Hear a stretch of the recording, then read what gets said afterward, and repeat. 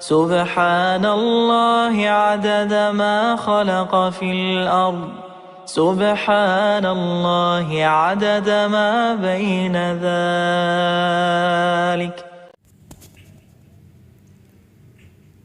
اعوذ باللہ من الشیطان الرجیم. بسم اللہ الرحمن الرحیم. وَإِنَّ لَكُمْ فِي الْأَنْعَامِ لَعِبْرَةً نُسْقِيكُم مِّمَّا فِي بُطُونِهِ مِن بَيْنِ فَرْثٍ وَدَمٍ لَبَنًا خَالِصًا سَائِغًا لِلشَّارِبِينَ. اللہ تعالی نے قرآن کریم کی سورۃ النحل میں ارشاد فرمایا ہے، اور بے شک تمہارے لیے جانوروں میں عبرت حاصل کرنے کی جگہ ہے.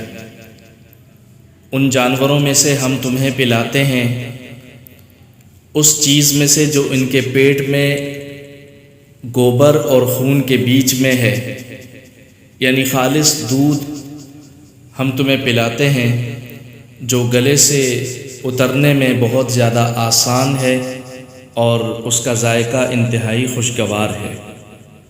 اس آیت کریمہ میں اللہ تعالی نے اپنی نعمتوں میں سے ایک عظیم ترین نعمت یعنی دودھ کا ذکر کیا ہے.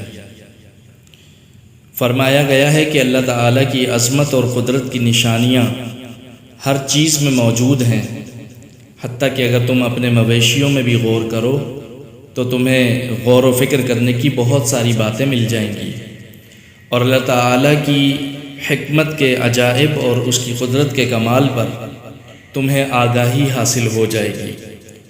تم غور کرو کہ ہم تمہیں ان جانوروں کے پیٹ سے گوبر اور خون کے درمیان سے خالص دودھ نکال کر پلاتے ہیں جو پینے والے کے گلے سے آسانی سے اترنے والا ہے، جس میں کسی چیز کی آمیزش کا کوئی شائبہ نہیں. حالانکہ حیوان کے جسم میں غذا کا ایک ہی مقام ہے جہاں سے گھاس اور چارہ اس کے منہ سے حلق کے ذریعے پیٹ میں اترتا ہے، اور دودھ اور خون گوبر سب اسی غذا سے پیدا ہوتے ہیں، اور ان میں سے ایک دوسرے سے ملنے نہیں پاتا. دودھ میں نہ خون کی رنگت کا شائبہ ہوتا ہے نہ گوبر کی بدبو کا ذائقہ ہوتا ہے. نہایت صاف اور شفاف ہوتا ہے اور پینے میں انتہائی خوشگوار ہوتا ہے. اس سے اللہ تعالی کی حکمت کی عجیب کاریگری کا اظہار ہوتا ہے. خالص دودھ جیسا کہ اللہ تعالی کی بہت بڑی نعمتوں میں سے ایک نعمت ہے، اور جس کا ذکر اللہ پاک نے سورت میں کیا ہے کہ اس دودھ کو ہم تمہارے تک اس انداز میں پہنچاتے ہیں کہ وہ ایک ہی جانور ہے اور اس کے پیٹ سے خون کو جدا کرتے ہیں اور گوبر کو جدا کرتے ہیں، اور تمہارے تک صاف ستھرا خالص اور شفاف دودھ تمہیں ہم پہنچاتے ہیں. اگر ذرہ برابر بھی خون کی اس دودھ کے اندر آمیزش ہو جائے تو ہمارے تک یہ دودھ سفید رنگ میں نہ پہنچے بلکہ سرخ رنگ میں پہنچے، اور اگر ذرہ برابر بھی اس دودھ کے اندر گوبر کی آمیزش ہو جائے تو یہ دودھ بدبودار ہو جائے. سبحان اللہ. اللہ تعالی کی قدرت کے کیا کہنے کہ اس رب نے انسانیت کی بقا کے لیے اور انسانیت کی فلاح اور بہبود کے لیے اور انسانی جسم کی نشو و نما اور تندرستی کے لیے اس دودھ کو کیا بہترین نعمت بنایا ہے. لیکن بدقسمتی سے ہمارے معاشرے کے اندر خالص دودھ نایاب ہے، اور خالص دودھ کی دستیابی انتہائی مشکل ترین بلکہ ناممکن کے درجے میں ہے کہ کوئی شخص ایسا بھی ہو کہ جو خالص دودھ بیچتا ہو. دعوے دار آپ کو بہت ملیں گے کہ ہمارے ہاں خالص دودھ دستیاب ہے، ہمارے ہاں خالص دودھ دستیاب ہے، لیکن ملاوٹ سے بھرپور ہوگا. بہت ہی شاذ و نادر کوئی شخص ایسا ہوگا جو دودھ بیچتا ہوگا اور جس کے دل میں خوف خدا ہوگا اور جو اللہ سے ڈرتا ہوگا اور جو اس بات سے ڈرتا ہوگا کہ قیامت کے دن مجھے رب کے حضور کھڑا ہونا ہے اور ذرے ذرے کا حساب دینا ہے اور ایک ایک بات کا حساب دینا ہے کہ میں نے دودھ میں نہ جانے کیا کیا ملاوٹیں کی ہیں.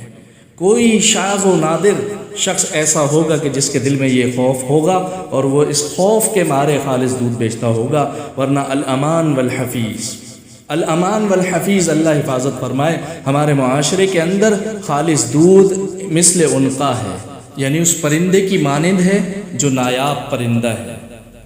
اور ایسا لگتا ہے کہ گویا کہ بعض دودھ والوں کو تو مرنا ہی نہیں ہے اور ہمیشہ ہمیشہ کے لیے انہوں نے گویا کہ زندہ رہنا ہے اور قیامت تک کے گویا کہ انہوں نے زندہ رہنا ہے.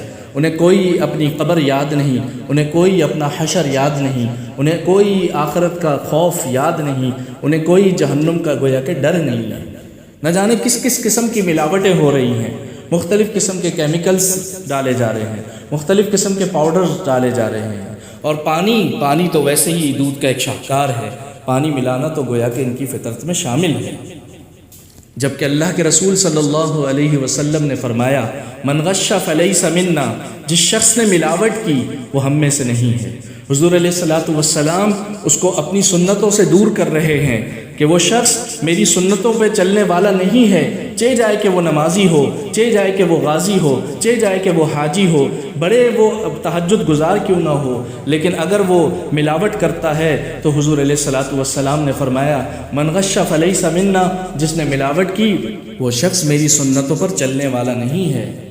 شاید کہ کسی کے دل میں خوف خدا پیدا ہو اور وہ خالص دودھ بیچنا شروع کر دے اور ملاوٹ سے اپنے آپ کو پاک کر دے، اور اس ملاوٹ کی نحوست کو جو دودھ میں ملائی جاتی ہیں مختلف قسم کی شکلوں میں، اس سے اپنے اس دودھ کو پاک کرے، اپنی روزی کو حرام کرنے سے بچائے اور اپنی آخرت کو برباد کرنے سے بچائے.